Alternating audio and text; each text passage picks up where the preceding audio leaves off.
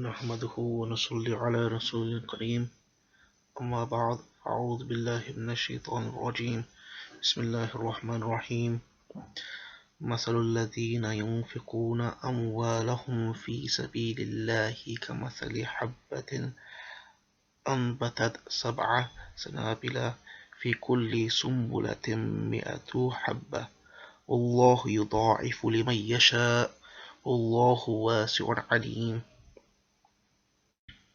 The topic that I've been given, two topics from Surah Al-Baqarah, 30 pearls from the 30 juz of the Quran.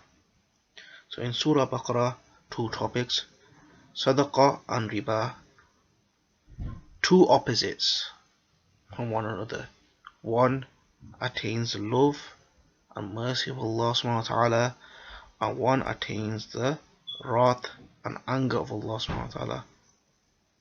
So before I begin the tafsir session, I would like to make a clear definition. What is Sadaqah? Sadaqah is often the term used for giving charity, but in reality, Sadaqah is not just giving money. It's not in relation to just giving money, but the reality is Sadaqah is comprised from the letters. If you look at it, Sadaqah is comprised from the letters Sad, Dal and Qaf, of which in various contexts could mean truthfulness, could mean close friend. If you look at the example of Hazrat Abu Bakr Siddiq comes from the same letters, Sad, Dal and Qaf. And then righteousness, which is in this case it literally means righteousness. From this we could understand that all acts of righteousness and virtuous deeds which are done without expectation of getting anything in return are considered sadaqah. For example, simply smiling at someone or giving a helping hand. These are all examples of sadaqah. So giving charity is an example of sadaqah, but does not limit sadaqah. Islam is based on inculcating positive values in life such as love, peace, unity, honesty, and faith in Allah subhanahu wa ta'ala. Sadaqah is among these values, which reflects on the best of all human characteristics, which is like generosity, benevolence, and kindness. As per Sadaqah, meaning the act of charity, is a clear proof of one's iman, faith.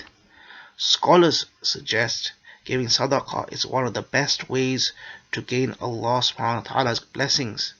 In addition, the act of charity also provides a sense of inner peace and happiness.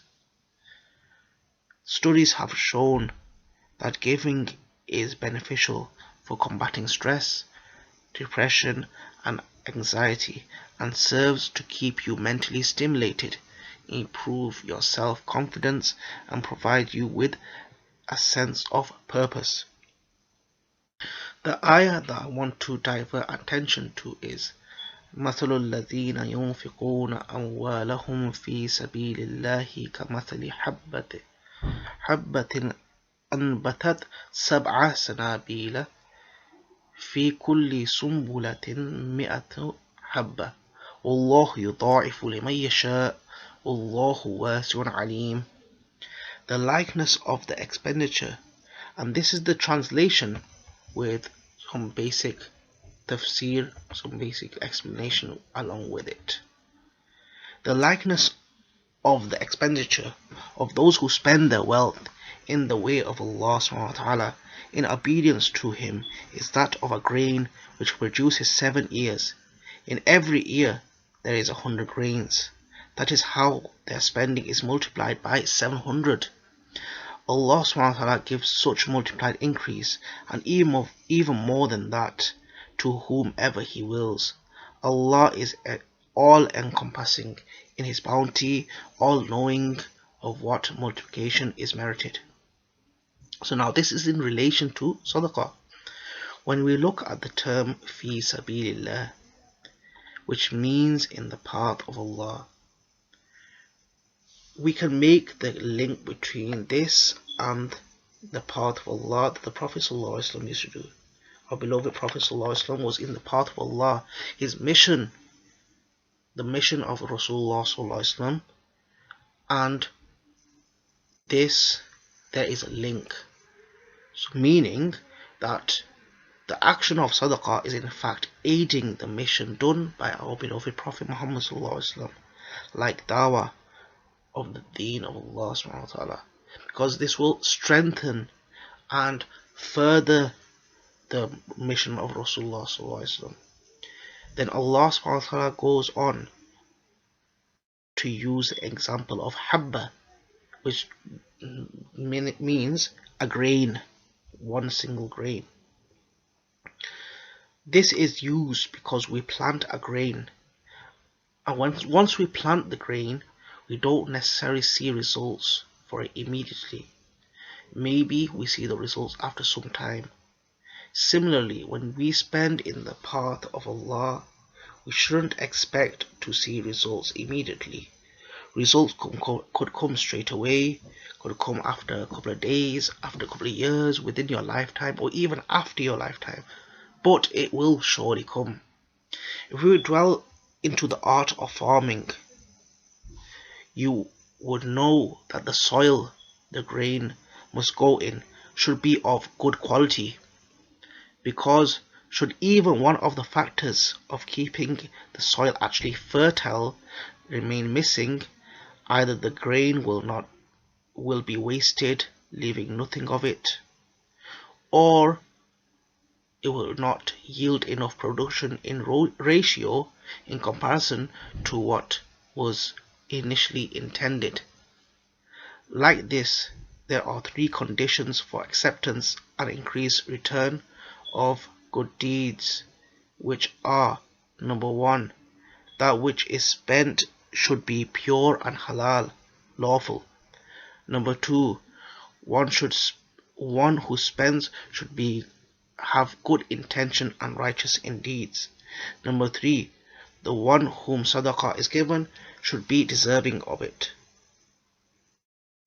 And then we go on to carry on with أنبتت سبع سنابل في كل سنبلة مئة حبة, which translation, which produces 7 ears.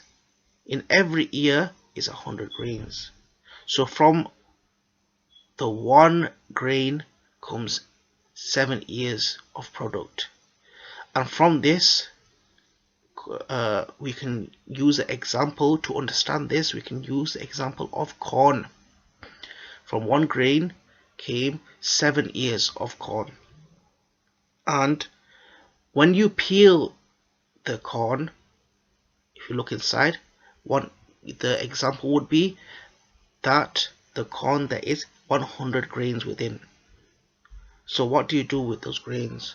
You plant it, and you look, you got 700 grains, which initially began from one grain. Then you can start up a process of taking those grains and replanting them and attaining more and more and more. This is like the example of Sadaqah Jariyah. Another thing we could understand from this is when you spend just one in the path of Allah, anything, Sadaqah, one in the path of Allah, Allah will bless, barakah, put barakah in your rizq, your wealth, etc. So you may get that increase in salary, get the promotion or acceptance in a better job, or other opportunities. So Allah will keep giving you more, and you will keep spending more to expand your place in Jannah and attain the love of Allah, and will keep this constant cycle. And when we look at the word sanabila, which is the plural of grains, this is such a plural which depicts that there is an increase, a constant increase, and this is in reference to the minimum of 100 grains. But Allah subhanahu wa ta'ala knows best how much that could be. Wallahu yudha'ifu liman yasha. Allah gives such multiplied increase to whomever He wills. Wallahu wasi'un alim. Allah is all encompassing, all knowing. Allah subhanahu wa ta'ala knows best how much reward we can attain from this. We could only try to calculate so much, because from one grain we understood that you get 700, and then you keep on, what you're going to do with that, you're going to plant them, and then you're going to get another 700, and you're going to plant from each grain, and it's going to keep on multiplying and multiplying and multiplying, and we can't begin to understand how much that will amount to. And remember, this is just a minimum. So Allah subhanahu wa ta'ala is all knowing. We know nothing in comparison to Allah subhanahu wa ta'ala. And it is mentioned in Hadith Qudsi, to carry on with Sadaqah, the topic of Sadaqah is mentioned in Hadith Qudsi, O son of Adam, do you own any of your wealth except for something that you end up eating and then you pass it on, and it goes through you, or you wear it and then you wear it out, or you give it in Sadaqah and make it eternal. This is ironic, because we think if we give £20 to feed the poor, or for example you give money to a educational institute like for example Rothschild Islamic Academy, then we become £20 poorer. But in reality you're poorer if you hold on to it, because eventually it will go. But had you spent it as Sadaqah, it will go with you as an investment to the eternal bank, as a transaction which never diminishes. In this world, when you put money into a bank, you have no idea what may or may not happen with it. The bank may go bankrupt, anything can happen with that money. But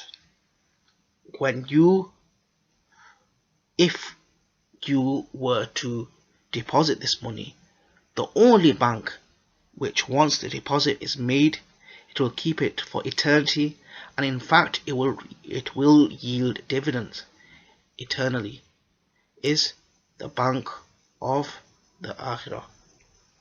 It is the nature of the Holy Prophet ﷺ, who is the most, and it is said, who is the most generous of people, and was at his most generous in the month of Ramadan.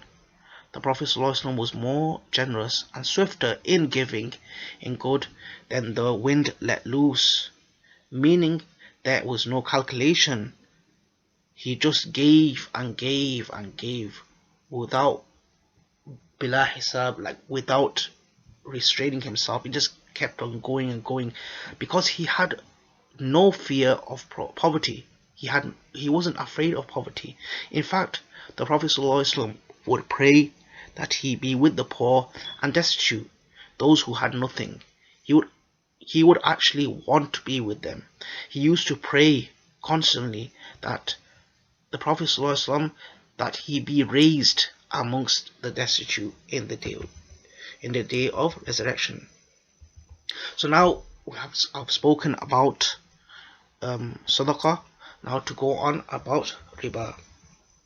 Riba, the ayah goes, the translation would be, those who practice usury,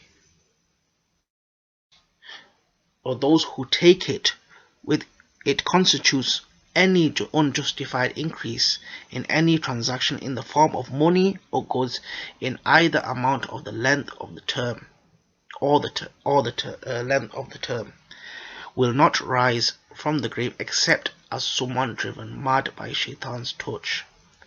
That the reason for this revelation of this ayah is because they trade as the same as usury in respects to its permissibility.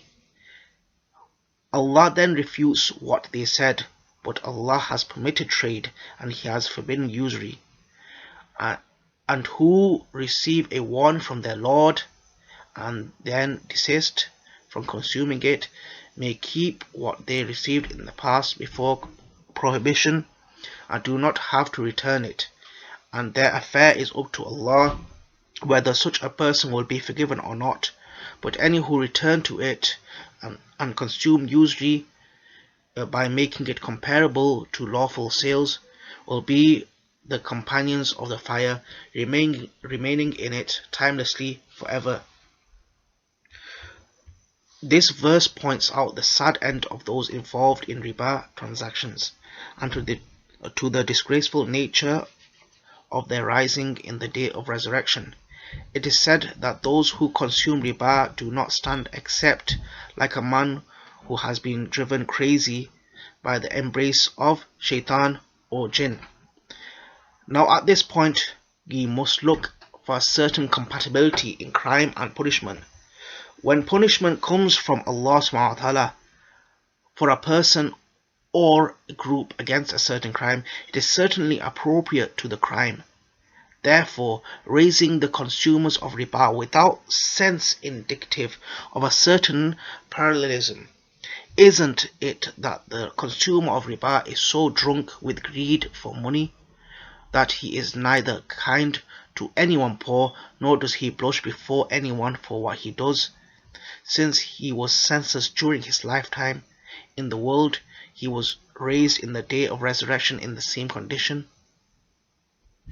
And we go on to قالوا إنما البيع مثل الربا. They say trade is the same of usury. So now the people who consume usury, they try to make a rational argument that they try to say that trade and usury, they're both the same thing. So they try to make a rational argument, but just look how Allah subhanahu wa ta'ala puts us in our place. وَأَحَلَّ اللَّهُ الْبَيْعَ وَحَرَّمَ الرِّبَا. But Allah subhanahu wa ta'ala has permitted trade and He has forbidden usury. Allah alone is the absolute sovereign master of all, and He alone knows the harms and benefits, the good and bad of everything most comprehensively. When Allah subhanahu wa ta'ala declares something halal or haram, we should immediately realize that there is harm and evil in that which is haram, and whether we understand it or not, regardless of if we understand it, we should keep well away from all those which is haram, because there is meaning behind whatever Allah decides. And it is said elsewhere in the Quran for those who do not abstain from riba, which is literally just a couple of ayats down, فَإِن لَمْ تَفْعَلُوا فَأْذَنُوا بِحَرْبٍ مِّنَ اللَّهِ وَرَسُولِهِ. If you do not, then beware of a war with Allah and His Messenger. So from this we can understand how big and how serious taking riba is. It's such a serious act that you will be at war with Allah and His Messenger, and you literally have no hope of going against Allah subhanahu wa ta'ala and His Messenger, no hope of winning that. So you can understand how serious of a deal this is. It is not anything that should be taken lightly at all. May Allah subhanahu wa ta'ala make us people of generosity and people of righteousness. May Allah subhanahu wa ta'ala make us people who are soft-hearted towards the poor, people who do not just pay lip service to the sunnah, but actually walk the walk and walk the footsteps of the Prophet ﷺ by loving and supporting the poor and putting our money where our mouth is, like the saying goes. May Allah subhanahu wa ta'ala protect us all and keep us well away from riba. Jazakallah khair. Assalamu alaikum wa rahmatullahi wa barakatuh.